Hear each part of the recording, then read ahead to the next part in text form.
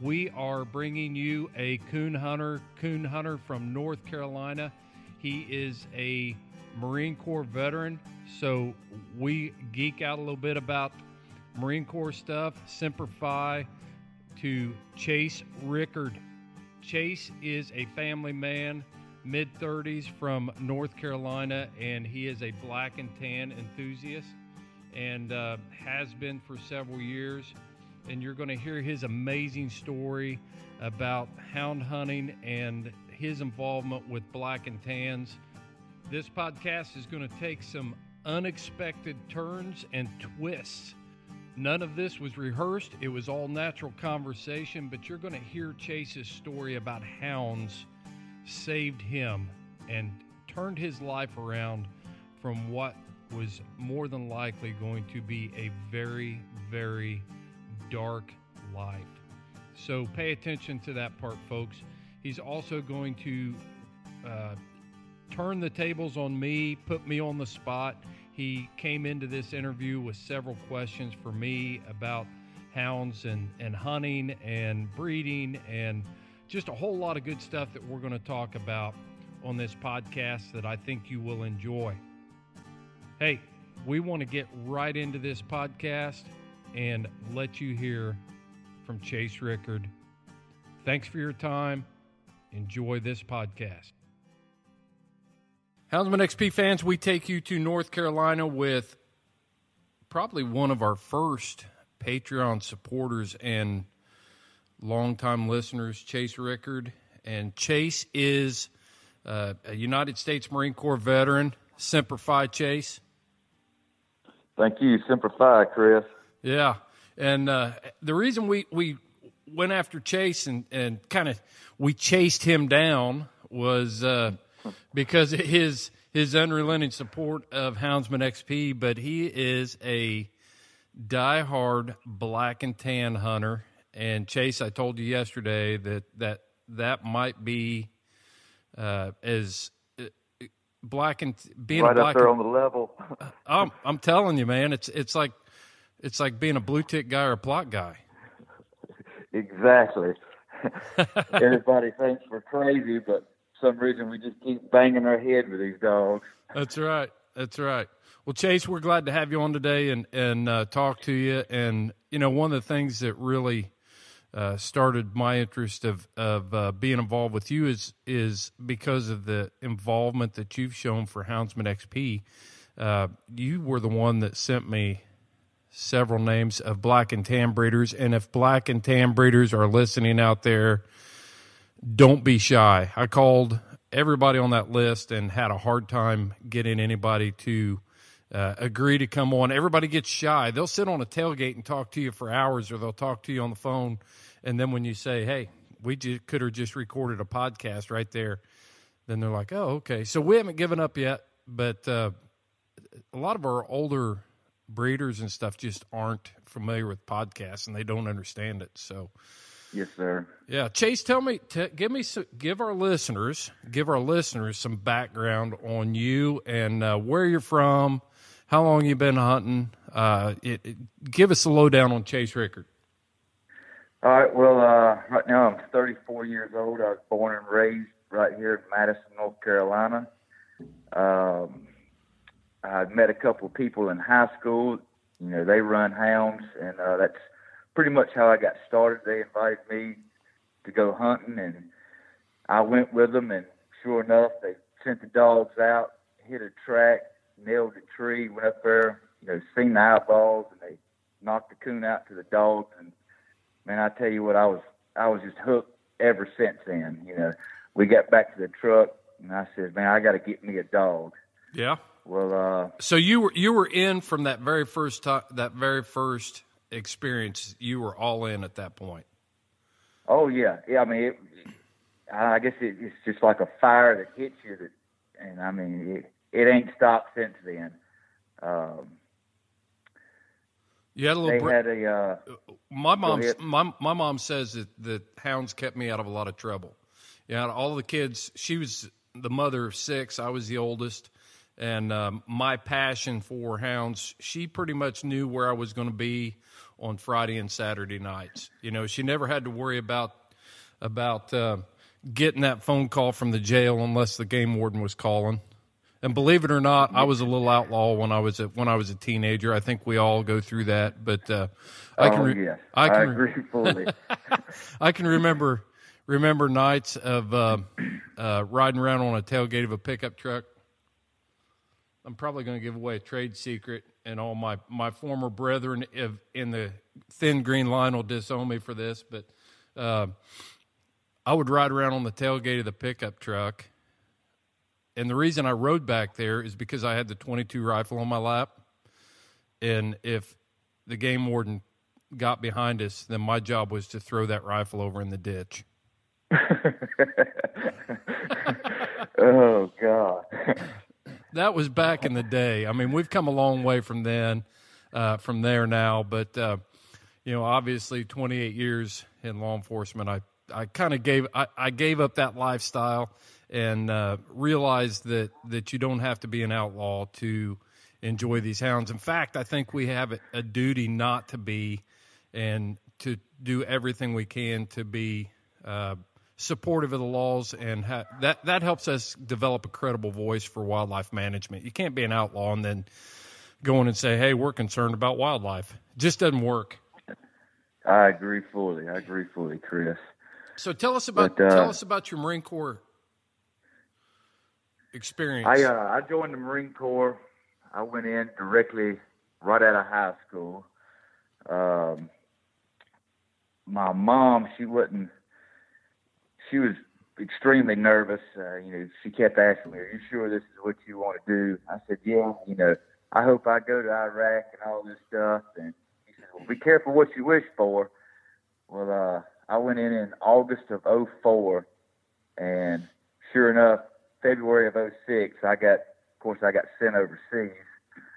I was in Fallujah from February to September of 2006. I was a 3521 motor team mechanic, and I served 4 years, and I got out in 2008. And I had a blast. Half the time I don't really remember, just doing crazy things that Marines do, I guess. Right. Well, I had some good friends that served in Fallujah, and I think it'll be one of the battle streamers on the Marine Corps flag. You know, the conduct and the accomplishments of the Battle of Fallujah will be one of those things that at Marine Corps boot camp graduations is going to be announced, within the next decade or so. It was just amazing what our beloved Corps did in the Battle of Fallujah. Oh yeah, I agree fully. I think that happened about, I'm gonna say a year and a half before I got over there. Yeah. Because I guess after they wiped out and the whole city was abandoned pretty much. So, and then I guess they started letting people back in, and that's when I went in and come over there. It was a definitely a time, I'll say that. I mean, right. Yeah, I can imagine. Great experience, but So you served. So it was an experience. Yeah, I hear you. Enough said on that. Let's. So you took a short hiatus. Sounds a lot like my hound hunting career. You took a short hiatus, and then when you got back, you got discharged. What'd you do first? You start looking for a girlfriend, or did you start looking for a black and tan? Well, it's a story in itself, Chris. Let's hear it. I guess the good, the bad, and the ugly about my life after the Marine Corps. I always tell people right when I first got in, first day at the barracks, I'm in my Alphas, a.k.a. pickle outfit. Right. There's a guy smoking in the smoking area, and he looks at me and asks me if I drank. And, of course, I said, well, yeah, I drank. And they said, well, we're about to see how much. And sure enough, they threw me the ringer on that one. But I guess I can't, blame the Marine Corps for all that. That was my decisions to start doing that. And when I got out, I went to South Technical College for a diesel mechanic program, but I graduated there, but I couldn't really adapt to the civilian life too great, for one reason or another. So the drinking I brought the drinking back with me. And even though that I wanted to hound hunt, when I got back, all my friends had gotten out. So I didn't have a clue where to look to find a dog or anything like that. So that flame that was on 10 kind of went to pilot mode. Yeah. And, I just went into, I guess, a downward spiral for several years. And I had a job at Ruger, and I was about 28, 29 years old, and the drinking problem was horrible. I'll just say that. Yeah. I came into work one day, and a guy passed me, and he had a hat on, local hunting store we have in our county, and in the middle of the hat, it had a picture of a walker dog. And I started talking to him about hound hunting, how I used to do it, and immediately, Chris, I tell you that pilot flame went to a 10 again. Yeah. And I never drank a drop after that. I'm glad you shared that story. That's, it took a turn. We didn't talk about this before, but it took a turn that I wasn't expecting, and I think that shows it adds a value to the lifestyle we lead as houndsmen. If you're dyed in the wool, if you're a hardcore houndsman, it is a 365-day year commitment, and it's something yes, that sir, it is. The most successful houndsmen I know, they may hunt other things, they may have a few other interests, they may play golf, but the focal point of their life is waiting for it to get dark or finding that track to turn that hound loose on, and then they forget about everything else.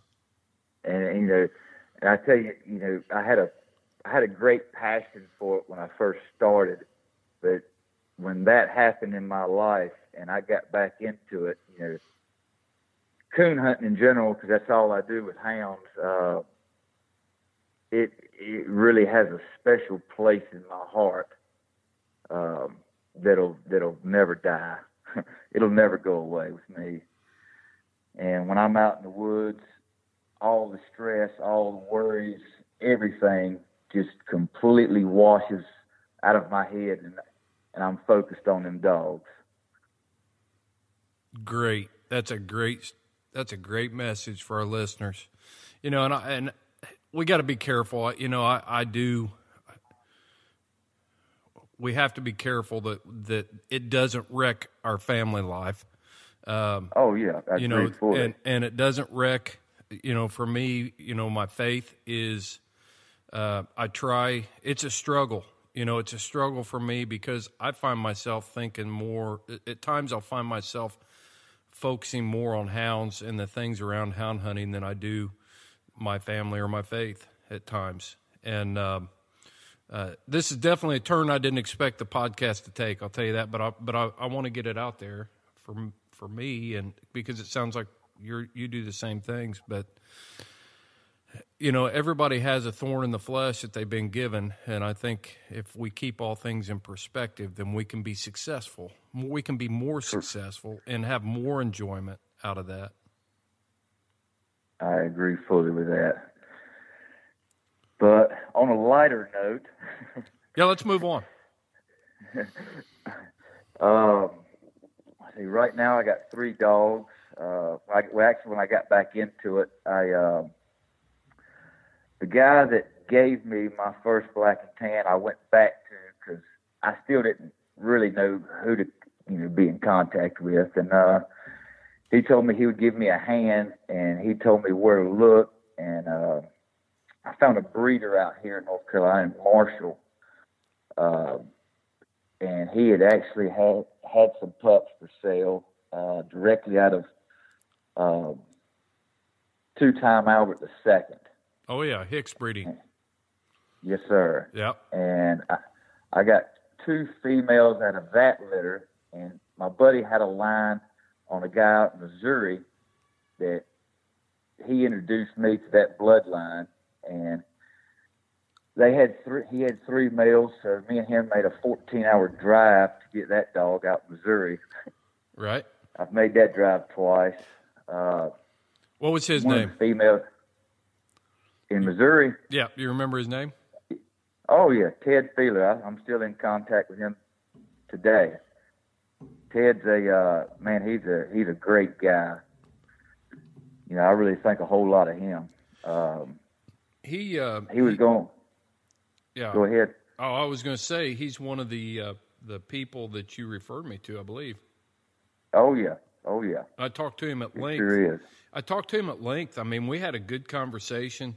That guy's done a lot of winning in competition hunting with his black and tans. He's been on the historical. He's got several dogs that have been on the historical reproducers list. He's got Hall of Fame dogs. Pretty interesting guy to talk to. Yeah, he definitely has some knowledge on the black dogs. That's for sure. Yeah. So what was it about those dogs you liked? Well, go ahead and finish, and then I want to come back to your hounds, and then talk about the traits that you saw in those dogs that you liked. Go ahead. Well, like I said, my buddy got me introduced to Ted's line of dogs, and they all go back to the Myers breeding, which was Ron Myers, and he also lives in Missouri. So all the black and tans that I like kind of originated all right there in that area. The one Albert female, she really didn't make the cut, so I sent her up to Maine to be a bear dog, to an outfit up there, and I kept the other female, and I got her rolling pretty good, and my wife was getting ready to have our son, so I kind of had to shorten the leash on them two, so I sold the female and kept the male that I got from Ted. And that whole line of breeding, they're bigger size hounds, loud, and just great noses on them. What kind of voice do they have? It seems like when I first started hunting, black and tans were the traditional, bugle mouth, ball mouth, track dogs, heavy chop. They sounded houndy. They looked like hounds. And in the recent years, some of the black and tans I've found, they've lost some of that. So were Ted's dogs more that style of a hound? Oh yeah, they sure was. They was pretty close up. I guess what I considered kind of like line breeding. And they went all back, to the old school stuff. So, there was more of the old houndy look to them. And you're talking about loud. The dog I got from him was the loudest dog that I've heard around here. He'd be in the woods and he would strike in, and my buddies that might be with me would look at me and be like, was that your dog? I'm like, yep, that's him. Yeah. My God, he rattled some trees. Right. Yeah. But that's what I like about him. So, do you competition hunt, or you just solely pleasure hunt? 95% pleasure hunting, and I've dabbled in the competitions here and there just to get a feel of it, I guess. But right. Mainly just pleasure hunting. And that's the amazing thing is we want to talk to houndsmen like you. Competition hunting has definitely made its mark on our sport of coon hunting, and even influenced the lifestyle of houndsmen. But at the end of the day, the houndsman that's just out there for the pleasure of following the hound is the person that I want to talk to the most and expose you to our listening audience, because not everybody is going to make the cover of a magazine. And I dreamed for years about winning a world championship and being on the cover. cover of the magazine. And, you know, it's just after a while, things start happening, and you kind of change your priorities as you get older, or I did anyway. So that's why I'm so excited to introduce our listeners to you, Chase, because, you know, I think that you're going to chase those hounds, whether there's a competition hunt to go to this weekend or not. Oh yeah, for sure. You know, I can't go but so long, you know, without going hunting, because I just start. I don't know, I guess I just get the itch or whatever, and I have to go. You know, like right now it's hot as crap outside, so sometimes I won't go right after work, and I'll wake up about 4 o'clock in the morning where it's a little cooler, and you know, I'll go out and do a little early morning hunt and hopefully have a little success doing that. My favorite time of the day to hunt right now, because we're going to hit lower 90s today. Humidity is going to be in the roof. Yeah, it's going to be in the 80 to 90% range. Dew points are in the 70s, and you turn a hound loose right at dark, and there's no dew on the grass yet, so they're prone to overheat. And I'm pretty sure one of my hounds had a heat stroke, or at least had a very severe case of heat exhaustion one night. Never was the same after that night. So I try to hunt those early morning too, because you got dew on the grass, and here anyway, you've got dew on the grass, and the dogs are wet and they stay cooler. They perform better. Yes, sir. I agree fully with that. And you ain't really sweating your hind end off out there. And the bugs has kind of calmed down by 4 o'clock in the morning also. They're all full. Yeah, yeah. Oh Lord. So tell us about hunting in North Carolina. What kind of terrain you hunting in down there, and you know, describe what a night of coon hunting for you would be in North Carolina. Well, Madison is about. I live about 10 miles from the Virginia line, and we're considered the foothills. So it's just kind of, you know, just hill country, I would say. It's not nothing, you know, mountain or nothing like that. It's just some big size hills that you might have to climb. And it's hot, it's sticky. You know, the humidity is just horrible down here. And most people, they pretty much quit in the summertime, but I don't really mind it. I'll hunt all year long. I go into work, and when I get off, it's about 9 o'clock. So by the time I do get home, it's dark already. So if I do want to turn loose right at dark, I'm turning loose pretty much right at dark. And yeah, I always tell people, if it wasn't for bad nights, I wouldn't have no nights at all. And I guess because I'm running black dogs, I don't know.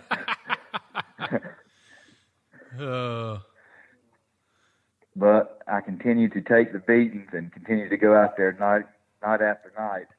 Right. What's your coon population like there in the foothills of the Appalachian Mountains? I'd say probably average. You know, what's 1 a good to 10, maybe a 5. Yeah. How many coons a night would you normally tree? Well, I'll tell you, Chris, when I started hunting at 16, man, we would tree coons every time we would turn loose. But over the years, timber's been cut down, housing development's been flew up like crazy around here, and I don't really know what's happened, but it seems just like it's getting harder and harder to find those things around here. So every now and then, you know, I'll have a really good night, and every now and then I'll have a bad night, and I guess that's normal, I guess. Yeah, I don't really know. I think once those little trash pandas figure out that there's food around those houses, then you know, they'll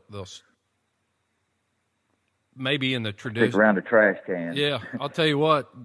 Around here, it's done the same thing. It sounds like you're describing the area of Indiana that I live in. Most people think of Indiana as flat and cornfields and stuff like that, but we're actually considered the foothills of the Appalachians too. We border the Ohio River right here, right across the river from Kentucky, and our terrain is very similar.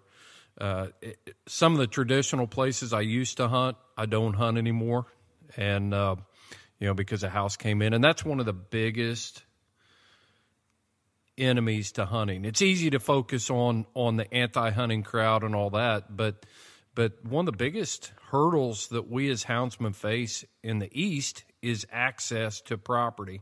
And I see that it's tough. Yeah, more of a challenge every day, and it's a common theme all across the eastern United States. For sure. Because you have to find land to hunt, and then you have to get permission, and hopefully it ain't some person that will let you, and not run your dogs, and they think, oh, you're going to mess everything up. And you've talked about all that on other podcasts. I know on the last podcast, you was hunting up there in Idaho, I believe it was. Yep. Am I correct? Yeah, we just got back. You had made a comment about people to get permission to hunt on 5 acres of property that back up to this whole leg of land. Yeah. And man, that you talk about, that hit home, because that has happened to me. And I had permission to hunt the leg of land, and somebody had permission to hunt that little bitty 5 acre piece that butted right up against it. Mm-hmm. And it wasn't a good time. I'll just say that. I had a heart-to-heart conversation with that fella for sure. Yeah, it's a double-edged. He knew better. That's a double-edged sword. In some instances, I used to deal with this stuff all the time. But you would have somebody that had permission to hunt 1,000 acres, and then a person moves in, buys that small 3 to 5 acre parcel, and then he's upset because he listens to hounds at night, and he's calling, and he's and then that usually turns into something bad. And then the other flip side of that is, as houndsmen, we have to be diligent and responsible and not take advantage of the situation. It may be easy to get the permission to hunt that 5 acres on that block of land because people are tired of coons in their garden, or eating the cat food off the porch, or raccoons are damaging, they're destructive little creatures, and then they'll get permission to hunt that 5 acres, and boom, before you know it, they're wandering around on the 1,000 behind there. So there's a lot of responsibility there on both sides, that's for sure. Oh yeah, I mean, it could lose, like in that situation, if it would turn bad, I guess, I could have had a chance of losing that spot to hunt. Yep, for sure. And that's probably my number one spot that I have right now. How do you? Let's talk about this a little bit. How do you get permission to hunt places? Are you mostly private property where you're hunting there, Chase? Yes, sir. Just I don't really hunt no, I guess public land where everybody can go. All my spots is owned by individuals, and either I already know them or I know people that know them, and I kind of go through them and meet the landowners, and of course ask them permission to hunt. And 9 times out of 10, if you're courteous and and nice and explain exactly what you're doing, they really won't have a problem with it. Yeah, so tell us how that goes. I mean, you pull in a person's driveway to get permission. I think this is a good topic. I think it's something that needs to be talked about. You pull in the driveway to get permission. Tell us how you go about it. Well, I pull in the driveway. I get out of the truck. Of course, I'll knock on the door, and when they come to me, you look at them in the face and shake their hand, and manners goes a real long ways. Yes sir, no sir, and like I said, just for me, be a gentleman and explain to them, hey, I'm a coon hunter. That's strictly all I do. I know you've got let's say 200, 300 acres piece of property. I was just wondering if you wouldn't mind if I could come in here and, do a little coon hunting. And if they say, that I can, I always ask them to get their name, the number, and tell them I will contact you every time and let you know that I'm coming into the hunt, so that way they don't, there's no misunderstanding if you come in there and they don't have a clue what's going on. And because I've had that situation before, and that outcome was horrible. Yeah. And that was a complete misunderstanding by the landowner and myself, and I should have known better to call the guy instead of doing what he told me to do. Right. And that's something, especially in today's day and age, it's not hard to contact landowners with cell phones and different things. With text messaging, I've got several places that all I have to do is give them a text before 9 o'clock at night. I'm golden. I may never even show up there that night to hunt, but I may show up there. So when I leave the house, I've got to be a little bit strategic, and I got to think about it. And I got to think, where am I hunting tonight? Okay, I'm going to go ahead and send a text to Jones, and I'm going to send it to Jackson's, and I'm going to let them know that I'm going to be out hunting tonight. And even if I'm not going to be directly on their place, if I'm close to their place, I'll go ahead and send them a message, because I don't know if my dogs are going to end up there that night. So, one of the tactics that I like to use and to gain permission on places to hunt, one is show up on. I like going on a Sunday afternoon. It's kind of a lazy day still here in southern Indiana. A lot of people are home. Late afternoon, you show up, and I'm dressed, not like I'm going to church, but respectable. I'm not wearing a Budweiser T-shirt, and when I walk up to the door, I don't have a big chaw of tobacco in my mouth, and I'm there to do business, and I want them to know that they are giving permission to a respectable person at that point. You think about what they're allowing you to do. They are giving you sole permission. Absolutely. They're giving you access to something that they worked and paid for, and maybe it took them a lifetime to get, and you're asking them for permission. Free. Yeah. Free permission just to roll in there and hunt. Yeah, you're not asking. They're going to let you go there unsupervised. If anybody else showed up at their house and said, "Hey, you care if I walk around your yard?" It's like, well, they're going to follow you around. But we're pulling in there and saying, "Hey, can we be here at 2:00 in the morning and turn dogs loose on your place?" Think about that. That's huge. And yet, that is very big. Yeah, and we just act like if we don't take it seriously and show them that we're serious, there's a good chance you're not going to get permission, and you might as well just face it. And you might have to look at why you're not getting permission. And I'm not going to lie. One of the things I used to do is I would load my daughter up and take her with me, because she was just cute as a button. And the women, there's nothing. There's nothing wrong with that. That's all funny. That's all fair. It's all fair game. Oh yeah, it's all fair. Yeah, you got that right. Yep. And I send them pictures.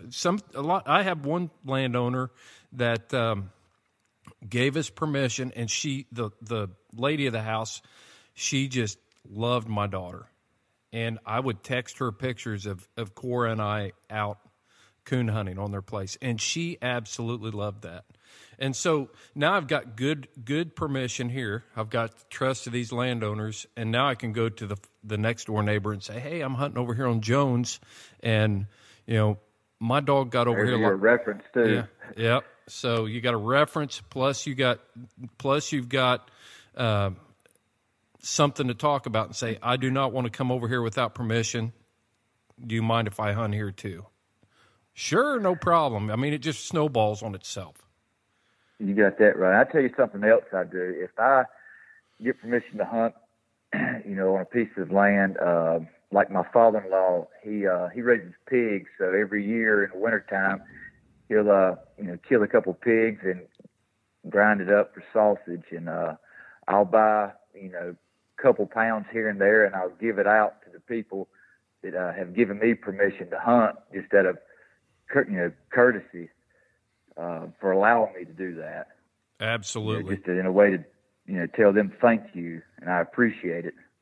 Rolls of deer summer sausage go a long way. I'm telling you that, anytime you show up, it doesn't have to be big. I'm talking about 1-2 pound roll of summer sausage. Put them in a cooler, start driving around to your landowners right at Christmas time, because they got Christmas parties and everybody likes to have that cheese tray and crackers out there. You walk up to the door and say, hey, Christmas is here, or Thanksgiving is here, whatever that holiday is. You put that out on the table. I really appreciate you letting me use your land. Boom. That's exactly. Yep. And they're grateful for you, doing that for them. Absolutely. And it's just common courtesy. It's common courtesy.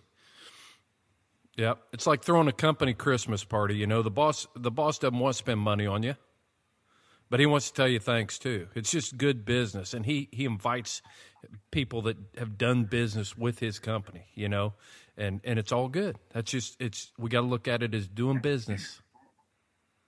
That is correct. I agree 100% on that. Wow, that was a good topic, man. I'm glad you brought that up. That was. Yeah. Well, Chase, I didn't mean to hijack that. You got anything else you want to tell us? Tell us about what kind of traits that you were looking for in those black and tans. I said we were going to get there, and then we started talking about permission and some other things. Tell me what traits you're looking for in a black and tan, or any hound for that matter. But I know that it's got to be black, so I'll say black and tan. Yeah. That's all I've ever owned. So, well, I like a big houndy dog. 70, 75 pounds is about, what I like to go after on a male dog. Just that houndy look. I like, everybody's got their own opinions on the color of the black and tan, but I like a lot of dark on mine. And where that generated from, I have no idea, because if you look back in the pictures from like the 1960s, there was really high tan dogs that, a whole lot of tan on their feet and their face. And like I said, I don't know where the whole dark come from, but I personally like it. I like a cold-nosed dog. I prefer a chop on the tree, but, as long as they do their job correctly, I don't really care. As long as their voice carries through the woods really good, that's fine with me. Yeah. But, about traits, I had actually wrote down a question about bad traits that people may not like in the dogs that are bred into dogs. And I guess like what we call eel dogs, mean dogs, that would be bred into them as far as my knowledge goes. Do you know anything else, like, I guess, bad traits that would be bred into dogs?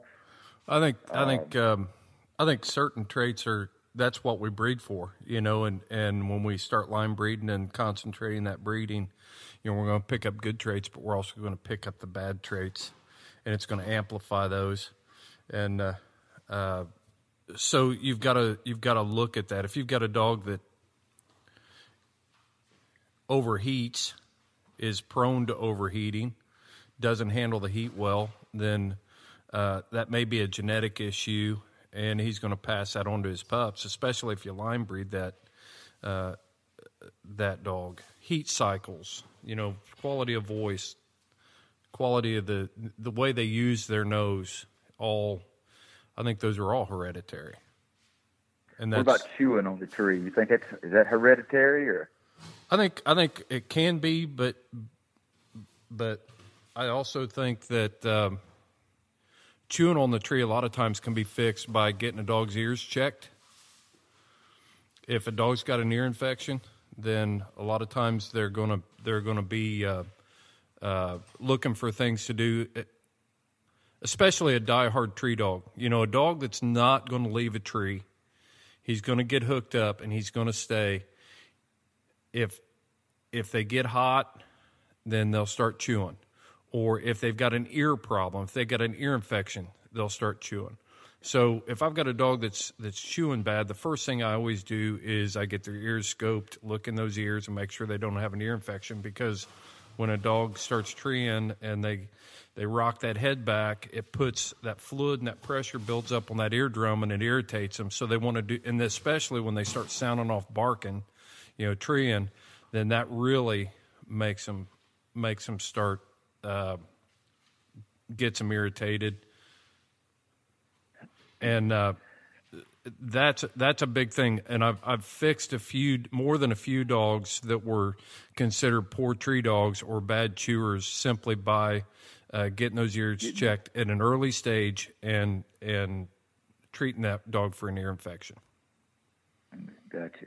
Now, going back to what you said about the good traits and the bad traits of dogs, and just kind of getting a grasp on, I guess, like the sire and the dam and stuff like that, and the dog's pedigree. So, let's say if I'm looking to buy a pup, and are you interviewing me now? Well, I guess we was going back and forth. Go for it. I'm just curious on some of these things. The Houndsman XP podcast, hosted by Chase Rickard, ladies and gentlemen.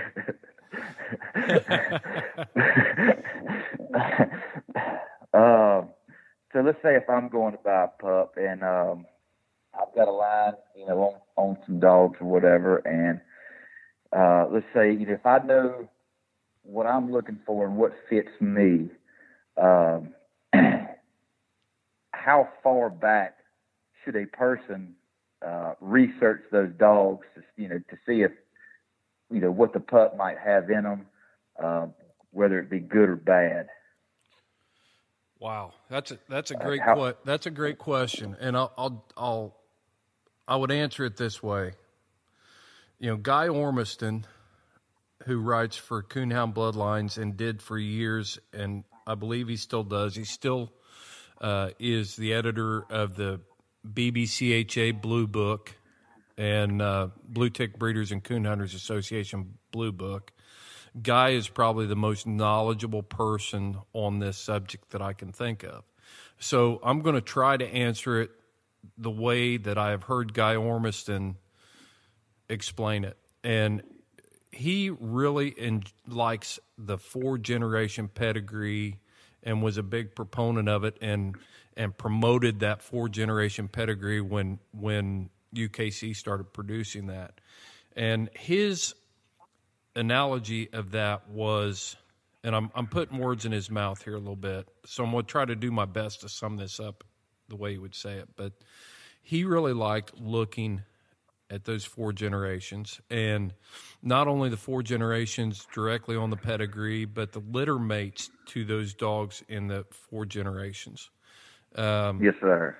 And he put more stock on what the litters as a whole in those pedigrees were doing than he would in individual dogs, because you may get a fluke in there that is a reproducer and he can produce some good pups, but the rest of her litter was average or below average, and that will come back up eventually somewhere.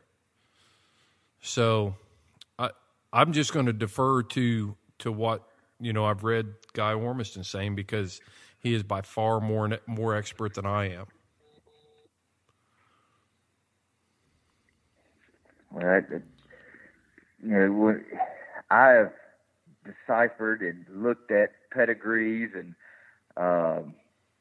looked at the UKC numbers and found litter mates. And I've went all the way back to the 6th generation and contacted people about the dogs. Yeah, that's awesome. Just to try, just to get a grasp on, what I could be getting. because even though, like I said, mom and daddy to the dog could be grade A dogs, but I want to search on back, like you were saying. Mm-hmm. I would rather have a good dog out of a great litter than a great dog out of an average litter. You know, if I'm a breeder, you know, if I'm just a one and done looking for, you know, I'm not a breeder. I don't have any aspirations of breeding that dog. I want the best dog out of that litter, no matter whether, I don't care what the rest of them are doing. But if I'm going to breed, if I make a decision that I'm going to stud a dog or I'm going to raise a litter of puppies, I better know what's behind there, or I'm doing more harm than I am good. And in that case, I would rather have a good dog out of a great litter than a great dog out of a good to average to below average litter.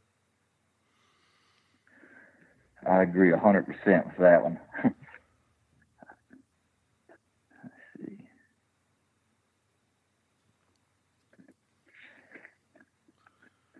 Did you take notes? Did you? Oh, yeah, I've got. You wrote questions down here? Oh, yeah, I've got a book of questions that I had wrote down, because sometimes, you know, I get brain farts and my brain just goes to zero, and I stammer up and I can't think of nothing. Yeah. Well, I'll just, while you're looking for your next question, I'll just qualify. You know, I do not qualify myself as a breeder. I've raised a few litters over the years out of some outstanding, what I considered outstanding dogs that met the qualifications that I just described. But as far as considering myself a breeder, I'm far from it. You know, I'm just a guy that loves to chase hounds around. I know what qualities I like in a hound, and I've had average success. There's a few pups out there right now that are doing some winning that and are accomplished hounds in good hunters' hands that have made good hounds. But I just want to qualify that I'm not an expert on breeding. Now, another question I had was about scent, and that's something that I don't really know a whole lot about at all. You know, and I seen one question pop up on Facebook a whole lot about a cold track, and I know the weather, you know, the humidity, and depending on where you're at in the United States, it's all, I guess, could be different. But, you know, for this question, let's just say on just an average across the board, everything, how much, when a coon, you know, lays a track, how much time has to be, I guess, elapsed or whatever goes by in order for that track to actually be considered a cold track? Wow. That's there's a lot of variables that go into that. The thing that people miss is what is scent. Scent is actually a living microorganism. It's a cell. It's the cells that are shed from the body. And when that cell is shed from the body, then it still has moisture in it. So that moisture and the way it interacts with the environment that it lands in is what determines the lifespan of that runnable track, how long that scent is actually going to stay there. You take a day like today, it's clear, it's sunny. A coon can walk across this yard that I'm looking at right here, and as it walks underneath a tree in the shade, and then it walks through the bright sunny grass, and it walks under the tree, another shade tree, and then it walks across the gravel driveway, and then it goes into the woods, okay? So that track is going to change in that 100 yards of how that scent is going to be preserved in the environment that it lands in. And it's not foot traffic. You know, the thing that a lot of people make a mistake of thinking is that the scent comes from the animal's feet, and that's called transfer. and the pads of the feet are on the ground all the time. So the number of cells that can be shed right there are really pretty minimal. But when the animal breathes, it exhales. As it brushes up against something and hair follicles come off of it, they're constantly losing cells. The human body loses about 50,000 cells per minute, and is being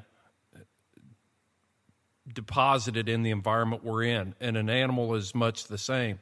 So in that 100 yards that I just described, when it goes under the shade tree, the sun isn't directly hitting it, so that cell's not going to dehydrate as much. There's more moisture under that tree than there is out in the same way with the gravel driveway. And then when they get to the woods, now you've got scent landing on vegetation, small weeds, stuff like that. You know, if it lands in short grass or it lands on gravel, then there isn't much there to preserve it. It's harder to preserve that scent at that time. So it's so complicated.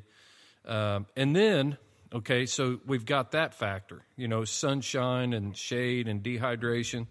Well, then you put humidity into the mix. Humidity can actually suspend scent up in the air, especially on a calm, still night. If it's a calm, still night, animal runs through its environment. That's how we have to look at it. And it's shedding those skin cells, and they're becoming airborne, just like a jet stream off the back of a jet. You know, these cells are coming off of this animal and flying up into the environment. And if you've got high humidity, then it can actually become suspended in the air, up above and out of reach of where the dog's nose naturally wants to work. A dog his natural tracking position is head down at the shoulders, about 60 degrees, with its nose, 8 to 10 inches off the ground. Coyotes hunt like that, wolves hunt like that, and your dog wants to hunt like that. If you see a dog burying its nose down in and flipping over every leaf to try to find scent, it's because it's struggling finding it, not because he's hunting. He's looking for that. He's not running that track.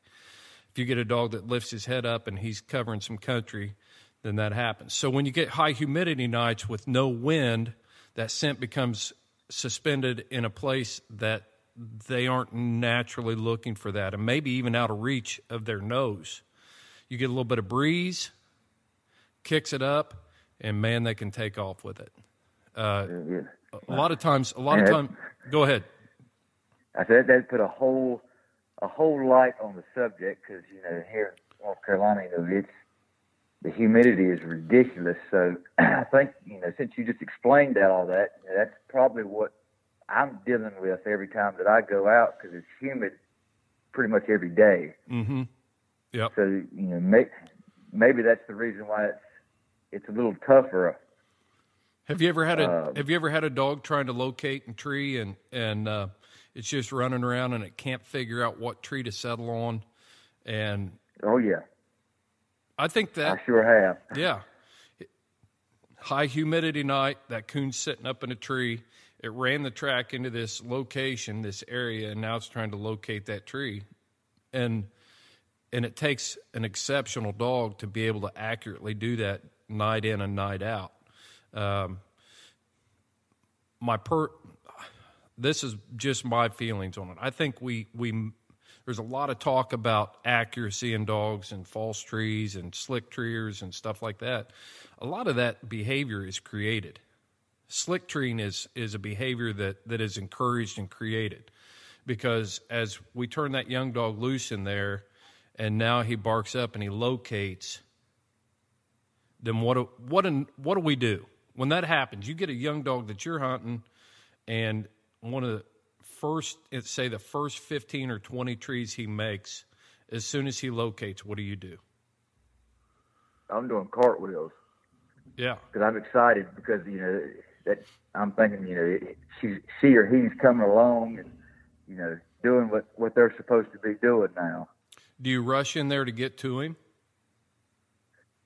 Honestly, most of the time. Yeah. I used to do that too. Sometimes I need to, I sit back and I say, let me just wait a minute. But then, I'm impatient. I've never had patience my whole life. So well, let me put this running through the briar patch. let me throw this philosophy out here, and people can throw it in the blender and pitch it out with the bathwater or whatever they want. But this is something that I started doing. You know, I used to be that guy that as soon as a dog barked up, then, man, I got to get in there. You know, I got to get in there to that young dog. I can't let him leave that. I can't let him, you know, he might leave, and I'm going to miss an opportunity to train here. Well, when you run in there and the dog's not sure, you sure as heck can't smell where the coon is. That's why we're hunting with the dog, right? So we Correct. run in there, and the dog's showing a tree, and we leash him up, and I don't care who you are,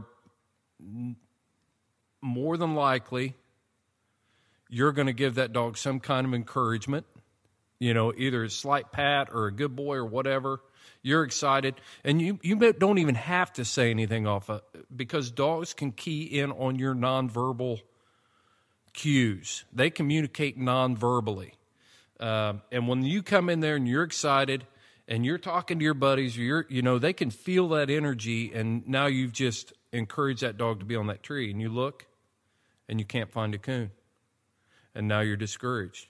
Whereas if you let that young dog go in there, let him beat and bang around a little bit until he's sure and he's committed and he's treeing, and then you walk in there, and anymore I walk in with suspicion.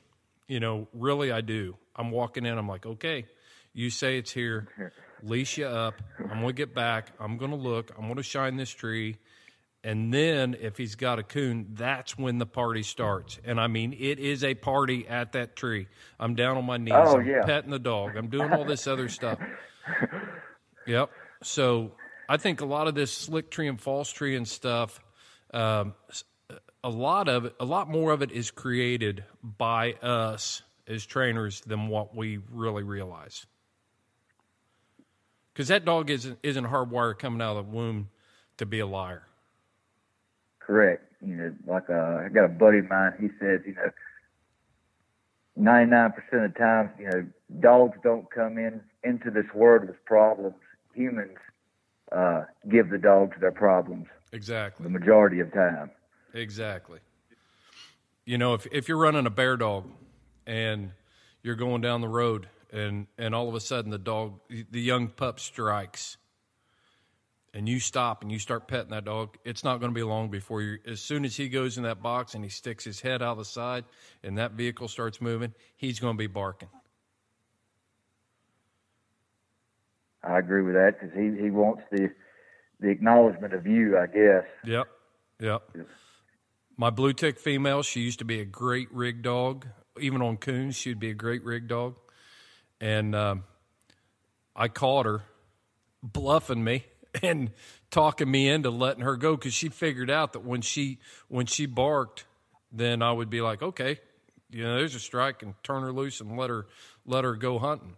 Well, after you do that a few times and you realize that she's traveling 400, 600, 800 yards before you hear her again, she wasn't striking anything. She was lying to you, saying, I want down, I'm going hunting. I want to get out of this box. Yeah, right. Yep, for sure. Yep. What other questions you got, Chase?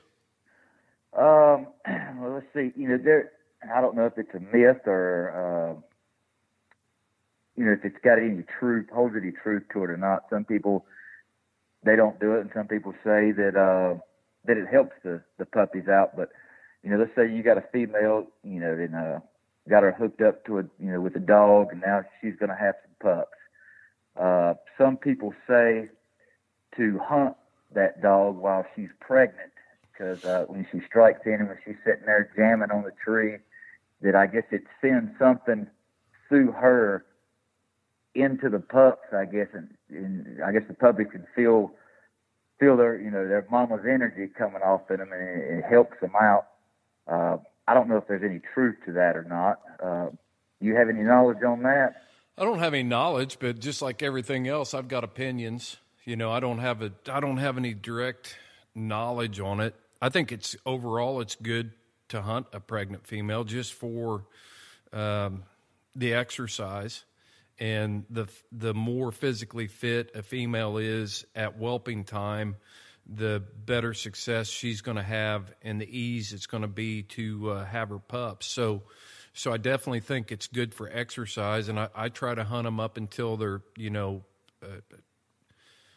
2 to 3 weeks before their due date, because at that point they're starting to belly down and they're starting to develop a bag and things like that for the pups to nurse. And when you're hunting them after that, then you run the risk of irritating those nipples. So if you try to hunt them too long and the nipples are already irritated, and it's then when those pups start sucking, then those female an assist on them, or just scratches, and just irritated, just raw. If you run a dog through high grass, even a dog that's bagged down. I mean, consider around here, if you run a dog in soybeans, you'll actually rub the hair off their face. If they get in a good soybean race night after night, it almost looks like their face is going bald because it'll just strip the hair off. Well, tall grass, briars, whatever, will do the same thing to those nipples. And then when she whelps those pups and those pups start nursing, then she'll be agitated with them and she won't let them nurse because it's hurting her. So on that side, I do try to hunt females up until about 2 to 3 weeks before whelping. As far as, I believe it. I believe that you hunt a female and she goes in there and gets treed. She's carrying those little living bodies inside there. She's dumping some endorphins through her system. They have to go into the pups, in my opinion.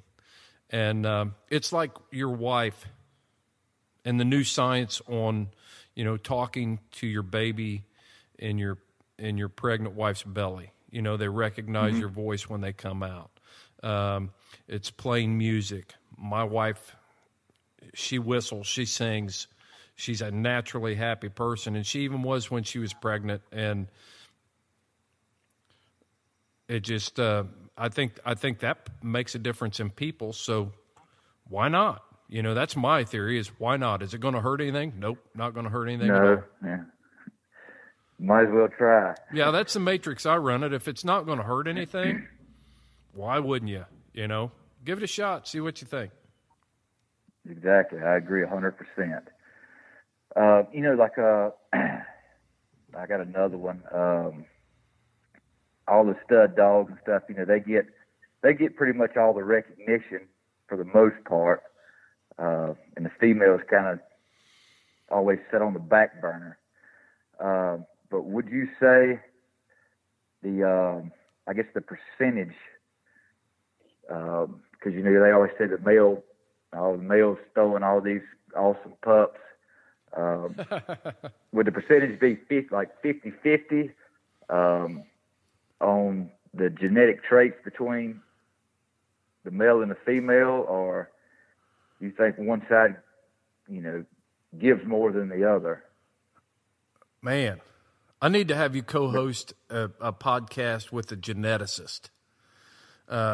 Somebody that actually knows what they're talking about on this subject, Chase. Because these questions I've always, just wanted to learn about, because once it's a subject that I really enjoy learning about, because, this is the exact type of stuff we want to talk about on our podcast. We want to talk about those things here. There are things that we see on social media. These are things that we talk about when we're sitting on the tailgate, or we're at the local hunting club and we're drinking coffee or whatever. These are the things that we talk about. That, dog food, and which breed of dog to hunt. But these are all great topics. And just speaking from, I'm going to get some blowback from this, but it's scientifically impossible for the sire or the dam to contribute more than 50%. It's just genetically impossible. From everything I've read, on, which is limited, I don't have any kind of a degree in genetics or anything, but from listening to geneticists talk and reading articles by geneticists, then it is physically impossible for that to happen. Now, the thing is, some of those genetics coming from the sire of the dam may be prepotent and more potent and carries over. You know, I'm sure that your daughter has traits, maybe her physical traits, you know, maybe she looks more like her mom than you, or maybe she has your mouth, or maybe, you know, she has your build, or maybe she, you know, I look at my 3 kids and none of them are like a perfect 50-50 mix of my wife and I's genetics. My oldest daughter, you know,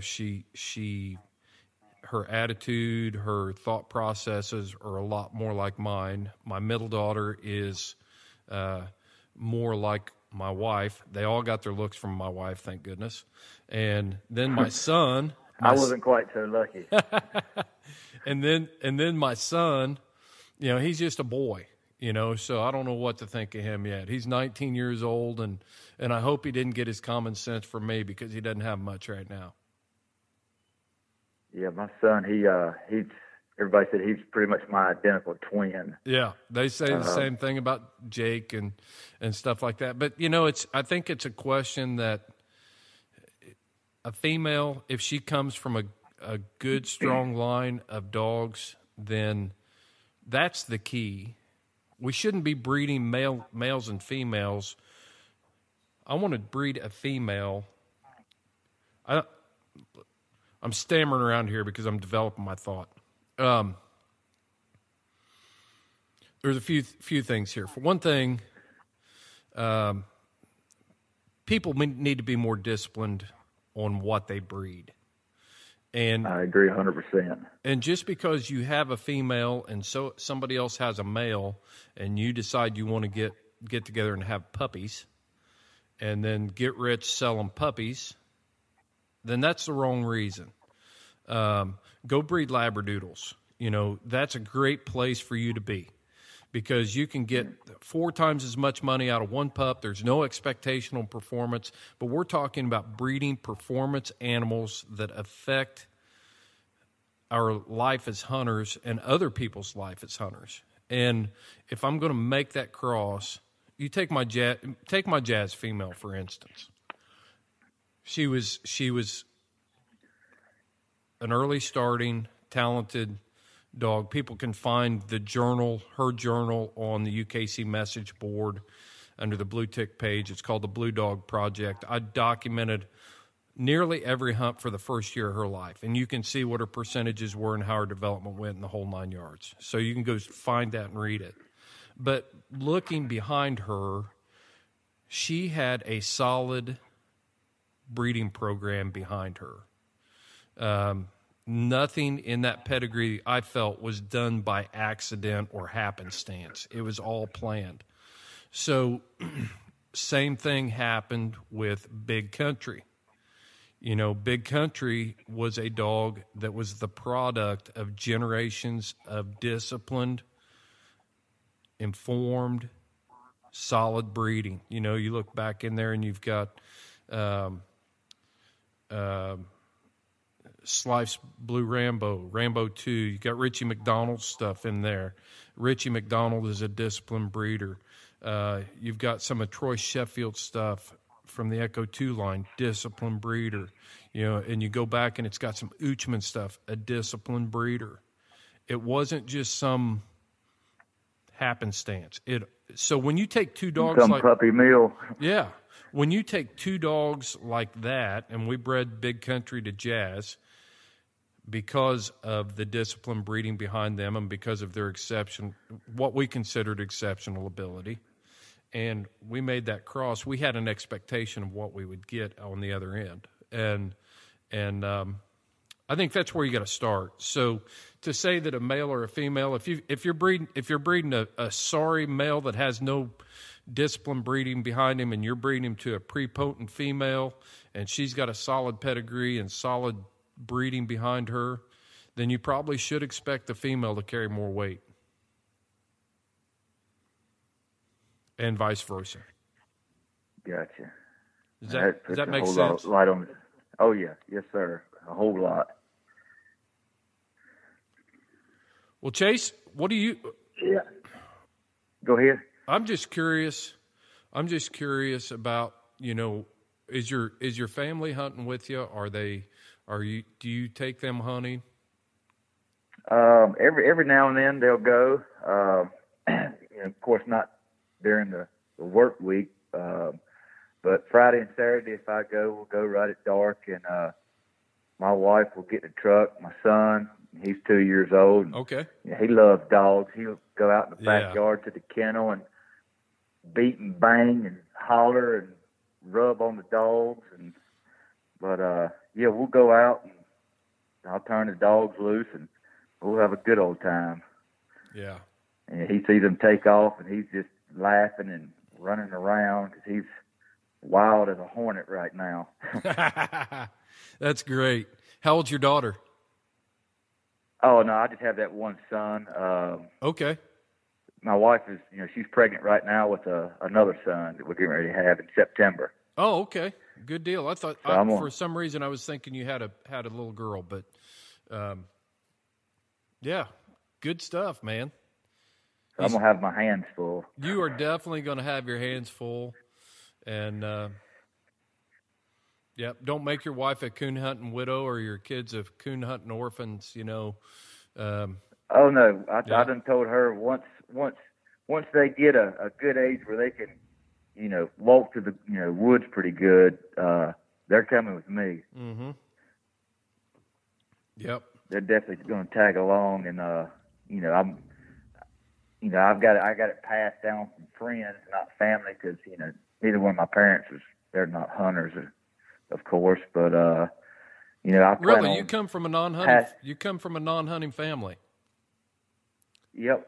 Well, my uncle, he dabbled in some rabbit hunting, and he's actually a big turkey hunter. But I never really did get into any of that, and I just strictly coon hunt. So that's pretty much all I do. So what do your mom and dad say? What was their idea when you first started hunting? No, they had no idea what I was doing. I'll give you a real quick story. Yeah. Me and a buddy turned out one night. I think I was probably 16, 17 years old. I just got my first phone, and it was that one little Nokia brick-looking phone. And it's about 1 o'clock in the morning, and my dad calls me and asks me where in the heck I was at. Yeah. And I said, I'm coon hunting. It's 1 o'clock in the morning. Get your hind end home. And I said, all right, well, I'll be there in a minute. My buddy's like, man, I can't go home without this dog. My dad's going to kill me. I said, don't worry, I ain't going to leave it. We'll get home when we get home. But it took them a little bit, I guess, to understand what exactly happens when, you can't just turn loose and expect to be home in an hour every time. Sometimes things just don't work out that way. Yeah, my parents were not coon hunters. I am a first generation coon hunter, and I know the first few times, the first year, it was like, you're not, I know as a parent now, it's like, yeah, you're going coon hunting, right? Sure, I bet you are. Yes, sir. Mm-hmm. And you guys are coon hunters. Houndsmen just sit out there and drink and blah blah blah, and yeah. So I lived that whole thing. So it was that was the common theme even back in the early 1980s, Jace. So glad to see that not everything has changed. Oh God. Yeah. So what were we talking about? We were having a conversation about. I guess it was just your kids and your family and stuff like that. So. Yeah, my wife's my hold down. I know if I was not with her, I'd probably have about 10 dogs that I couldn't hunt. She kind of holds knocks me. I don't really say knocks me down, but she gives you wise puts counsel. A grip on me. Yeah, she said, "You do not need another dog." Right. Of course I do. Yeah, every houndsman needs another one, right? Yeah. Exactly. But, it sounds like our families our wives are a lot alike. She's put up a lot with a lot. I can say that, but I also know when enough is enough, and when I do need another dog and when I don't. I went, I've never had an older dog, my entire hunting career. I've always started out with puppies. And I said, man, I need at least a decent puppy trainer or something. So I went to a guy, his name was Jimmy Williams up there in Illinois. And he had at the time she was 7. And me and a buddy of mine rode up there and got her. And at the time I had a young dog about 10 months old. I was really wanting to push. And like I was telling you on the phone, after about a week letting her get used to me, I was in the woods 4 or 5 nights a week, and I'm only off work Friday and Saturday. Yeah. My wife was like, look, I don't mind you hunting, but at least reserve, a Friday or Saturday, for us or whatever, so we can see you. Right. And I sat back and thought, and I said, well, I'm not going to put up a fight with that. It'd just be selfish, and it just wouldn't be right. And I said, all right, I'll reserve at least, a Friday or Saturday. And I said, if you want to come, you're more than welcome to roll on with me. I know one time she came before, and as soon as we turned the dog loose, we've got a small population of bobcats around here. Yeah. And I'm not going to lie, that joker hollered or howled or whatever, screeched or whatever, you want to call their noise that they make. And she turned around and she's like, oh no, I am not doing this. And hauled hind into the truck.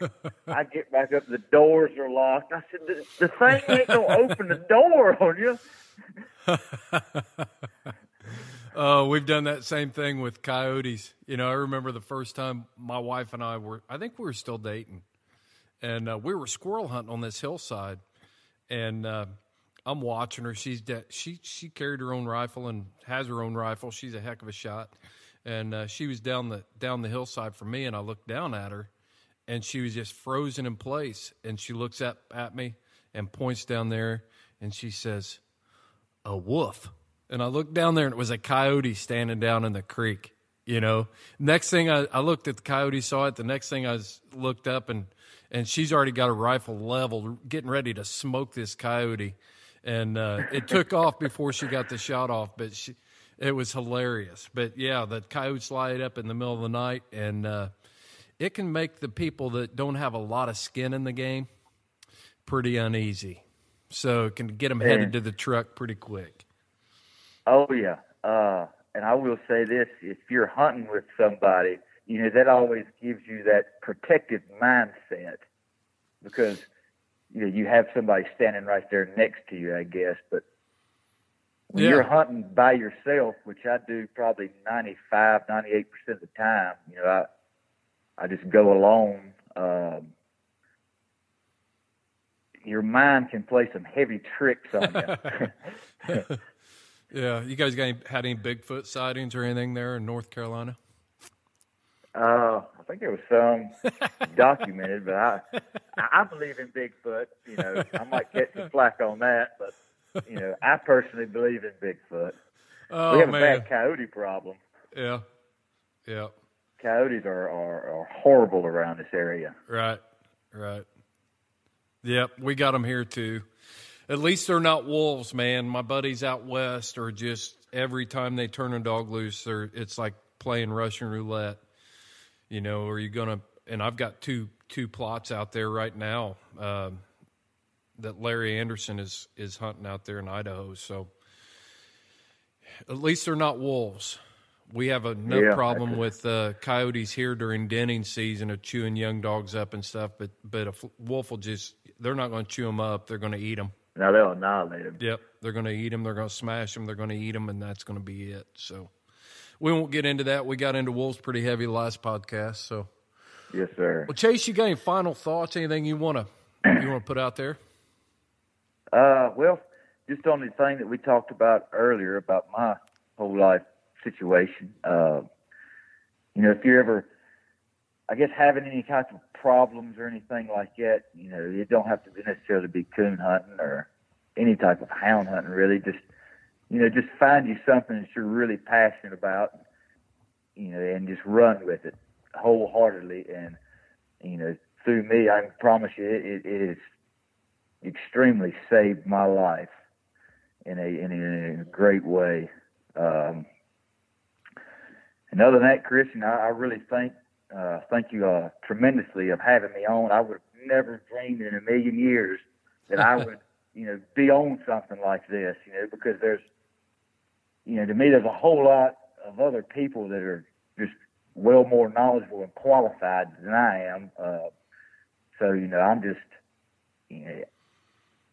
I really do appreciate it. Well, you're exactly the type of guy that we, the type of houndsman that we want to showcase on this podcast.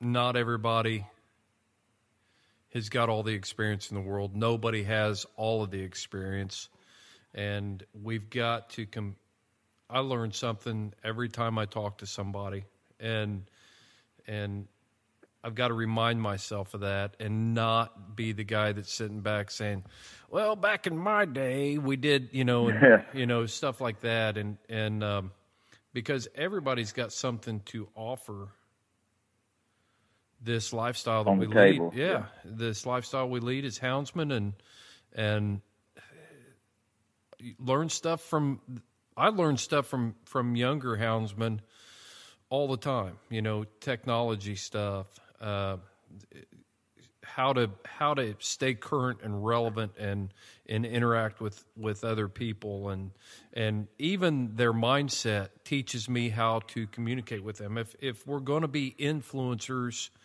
for people that are either young and trying to get into this, or somebody that's in their mid-30s trying to get into this, we can't do it if we live in a cave and think that we can influence them. We've got to be able to relate to those people. So that's a lot of what I learned. But you mentioned something about, the things that you went through, Chase, and I'm glad you shared that. And I had this thought. Would you consider hosting a Freedom Hunters event? Well, this is another thing. You had given me some information on that, and I had emailed him, and of course he replied back.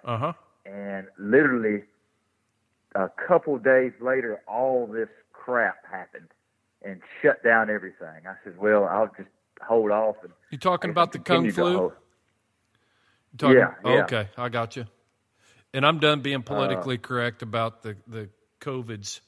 I'm not going to get into it. It boils my blood. But yeah. Let's talk about Freedom Hunters instead. Okay. And, like I said, I had emailed him, and I told him where I lived, and I coon hunted, and if he knew, or if somehow I could get in touch with somebody that would know, maybe somebody that would want to go, or, I guess just get knowledge about all that and how all that works. And I would do that in a heartbeat. Great. Let's we'll talk more about it off the show and try to get that. But we need houndsmen. This is a good segue. Me to give a plug to Freedom Hunters right here. Freedom Hunters needs us. We're getting ready to do more stuff with Freedom Hunters. Anthony and I talk almost on a weekly basis. He's the CEO for Freedom Hunters, about how we can get more houndsmen involved. And there is such an opportunity there for us as a hound hunting community to make an impact for our American heroes, our warriors, and Chase, you've got so much to offer this guy, but every one of us does. Don't think that you don't. If you're listening, don't think that you don't have something to offer. The adventure, getting these warriors out there, is all valuable. and just providing the opportunity. And I can't stress that enough. And the other thing is, man, can you think of any more patriotic group than our military veterans, Chase? No, I sure cannot. Do they? 'Cause I don't think there is none. Do those people vote? Yeah. Veterans are. I would like to see what the percentage of, if you take our veterans and then you take a percentage of them that are faithful voters. Man, I bet it's got to be through the roof.